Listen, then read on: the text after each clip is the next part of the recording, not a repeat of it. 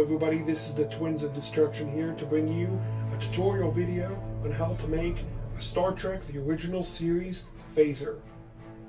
Before we start, we would like to say that we have Instagram and Twitter that we will be linking in the description down below. Make sure to check us out. We like to update as often as possible.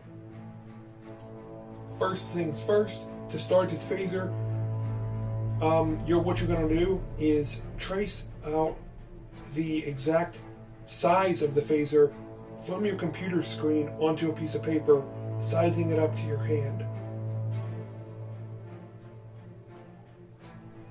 Then cut it out with an X-Acto knife.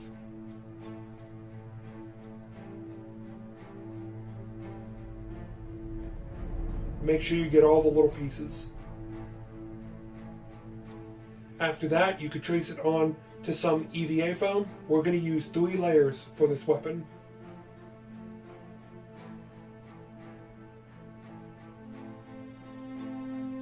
Make sure when gluing the 3 layers together that you have the smooth sides on the outsides. So that would mean one of the templates is going to have to be flipped in a mirrored fashion so you can get all the smooth sides on the outside.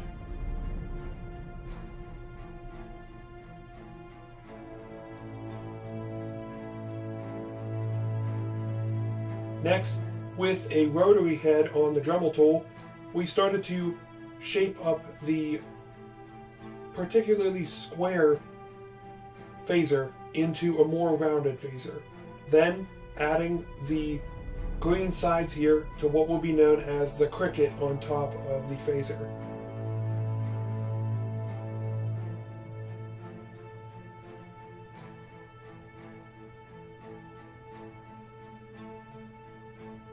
Then, using the same Dremel head, sanding those to a rounded edge as well.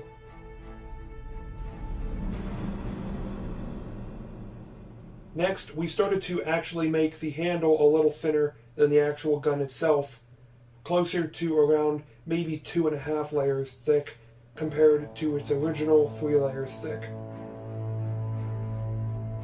And that includes sanding some vertical lines on each side of the handle, 2 to be exact on each side.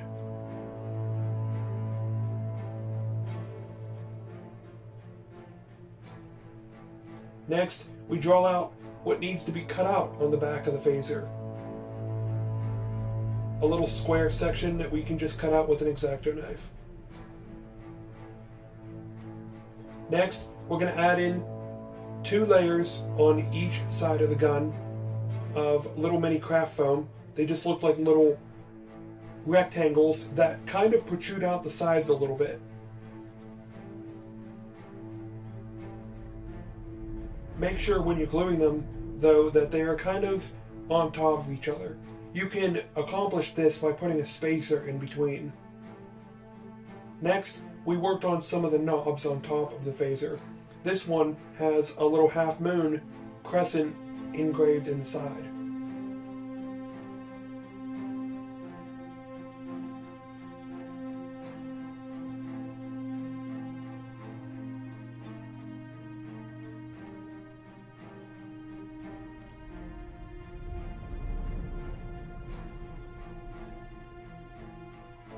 We had even glued on the second knob the same exact way as the first one.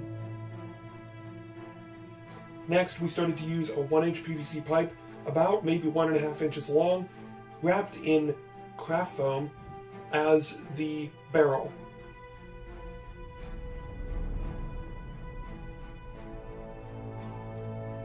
We used a marker to actually mark out where the craft foam will be and then where the exposed PVC will be. Using an X-Acto knife, we cut out the craft foam accordingly.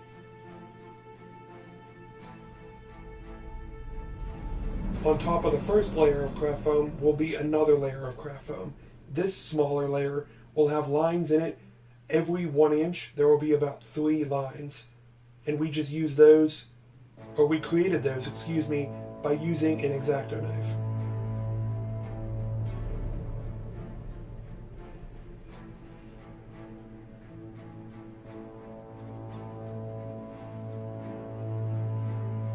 and we made sure to glue it on the same seam to make it uniform.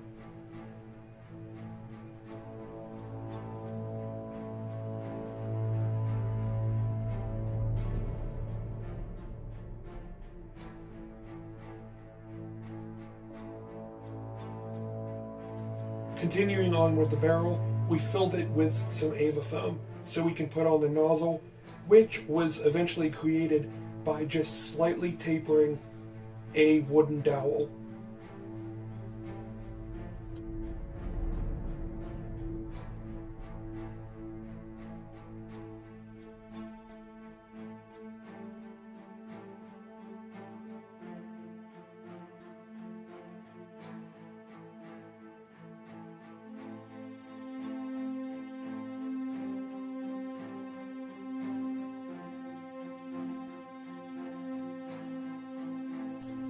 After the main parts of the gun were done, we used a heat gun to open up all the cracks that we wanted to be opened up, and also just helps with sealing the foam as well for painting.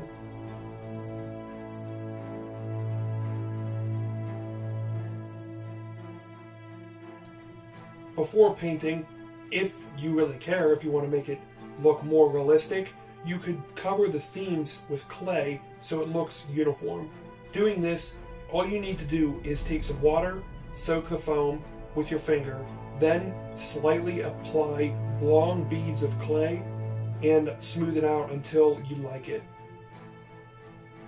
After the clay is applied, apply 3 or 4 coats of Plasti-Dip or Mod Podge or white glue mixed with water to seal the foam, and then you're ready to paint.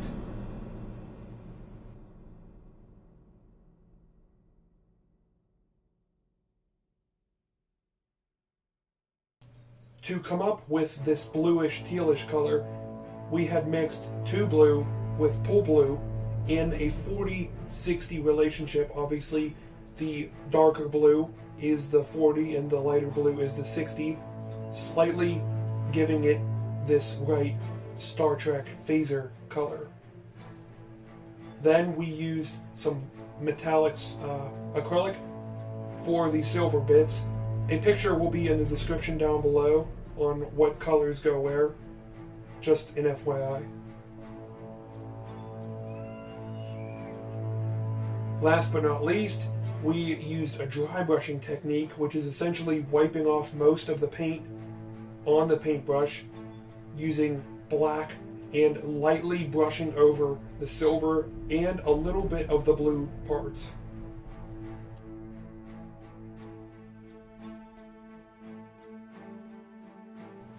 Next, to give it a more rugged, realistic feel, I actually just took some black paint on my finger and kind of spread it around a little bit, almost like a dry brushing technique, and I kind of acted like I was holding it around the handle to make it look like it's been worn and used.